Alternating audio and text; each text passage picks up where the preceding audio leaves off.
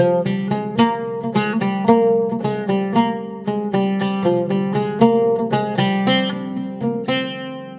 Friends, welcome to great Indian kitchen.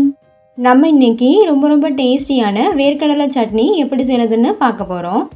இந்த சட்னியை இட்லி தோசை கூடலாம் வச்சு சாப்பிடும்போது எக்ஸ்ட்ராவாக 2 இட்லி தோசை கேட்டு வாங்கி சாப்பிடுவாங்க. அவ்வளோ ருசியாக இருக்கும். வேர்க்கடலையில் ப்ரோட்டீன் சத்து நிறைஞ்சு இருக்குது. ஸோ ரொம்ப ஹெல்த்தியானதாகவும் இருக்கும். இதை செய்கிறதும் ரொம்ப ஈஸி. பிகினர்ஸ் கூட ரொம்ப சுலபமாக செய்ய முடியும். ஸோ மிஸ் பண்ணாமல் வீட்டில் செஞ்சு பாருங்கள். இப்போ வாங்க இதை எப்படி செய்கிறதுன்னு பார்க்கலாம். ஃபஸ்ட்டு இந்த ரெசிபி பண்ணுறதுக்கு ஒரு கடாயை சூடுபடுத்திக்கோங்க. அதில் ஒரு கப் அளவு வேர்க்கடலை சேர்த்துக்கோங்க. நான் யூஸ் பண்ணியிருக்கிறது பச்சையான வேர்க்கடலை. நீங்கள் வறுத்த வேர்க்கடலை யூஸ் பண்ணிங்கன்னா அப்படியே கூட பண்ணலாம். இப்போ ஸ்டவ்வை மீடியம் ஃப்ளேமில் வச்சுட்டு இதை நல்லா வறுத்துக்கோங்க. கை விடாமல் கலந்துகிட்டே இருக்கணும். அப்போ தான் எல்லா கடலையும் ஒரே மாதிரி வறுபட்டு வரும்.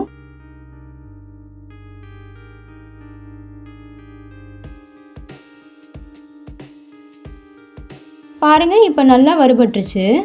இப்போ நம்ம ஸ்டவ் ஆஃப் பண்ணிடலாம். இதை ஒரு பிளேட்க்கு மாற்றிட்டு நல்லா ஆற வச்சுக்கோங்க. இது முழுமையாக ஆறணும். கொஞ்சம் கூட சூடு இருக்கக்கூடாது. இது ஒரு ஓரமாக இருக்கட்டும். இப்போ அதே கடாயில் 1 டேபிள் ஸ்பூன் எண்ணெய் சேர்த்துக்கோங்க. அதில் ஒரு பெரிய சைஸ் வெங்காயத்தை இந்த மாதிரி கட் பண்ணிவிட்டு சேர்த்துக்கோங்க. கூடவே 4 வரமிளகாய் சேர்த்துக்கோங்க. நான் யூஸ் பண்ணியிருக்க வரமிளகாய் நல்ல காரமாக இருக்கும். அதனால் 4 சேர்த்துருக்கேன். காரம் கம்மியாக இருந்துச்சுன்னா 7லேருந்து 8 வரமிளகாய் சேர்த்துக்கோங்க, சரியாக இருக்கும். இது கூடவே 10லேருந்து 12 பல்லு பூண்டு சேர்த்துட்டு நல்லா வதக்கிக்கோங்க.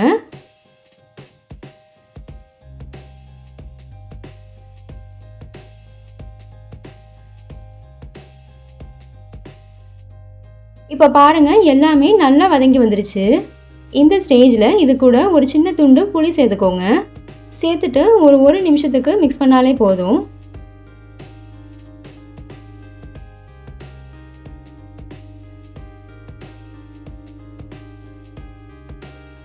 இப்போ ஸ்டவ் ஆஃப் பண்ணிவிட்டு இதை முழுமையாக ஆற வச்சுருங்க.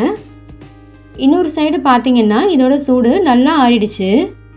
இதில் இருக்க தோலெல்லாம் நம்ம ரிமூவ் பண்ணிவிட்டு கடலையை மட்டும் நம்ம தனியாக எடுத்துடலாம். தோல் இருந்துச்சுன்னா கொஞ்சம் கசக்கிற மாதிரி இருக்கும். பாருங்கள், இந்த மாதிரி 2 கை வச்சு தேய்ச்சிங்கனாலே ஈஸியாக தோல் வெளியில் வந்துடும். இதே மாதிரி எல்லா தோலையும் ரிமூவ் பண்ணிவிட்டு கடலையை மட்டும் தனியாக எடுத்துக்கோங்க.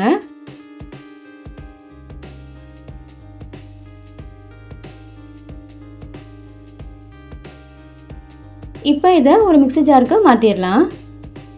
இது கூடவே நம்ம வதக்கி வச்சுருந்தோம்ல, அதையும் சேர்த்துருங்க.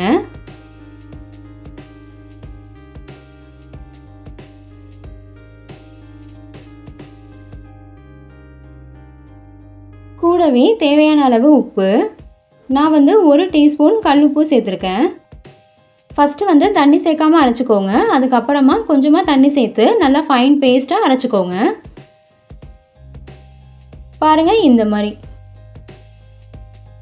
இதை ஒரு பவுலுக்கு மாற்றிடுங்க.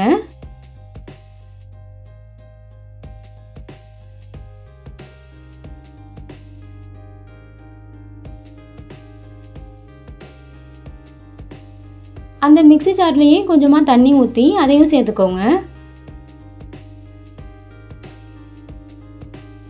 இந்த ஸ்டேஜில் உப்பு செக் பண்ணி பாருங்கள். வேணும்னா கூட நீங்கள் சேர்த்துக்கலாம். அதே மாதிரி தண்ணி எந்த அளவுக்கு வேணுமோ, அதாவது சட்னி எந்த அளவுக்கு தண்ணியாக இருக்கணுமோ அந்த அளவுக்கு நீங்கள் தண்ணி சேர்த்துட்டு மிக்ஸ் பண்ணிக்கலாம். ஃபைனலாக இதில் தாளித்து கொட்டிடலாம்.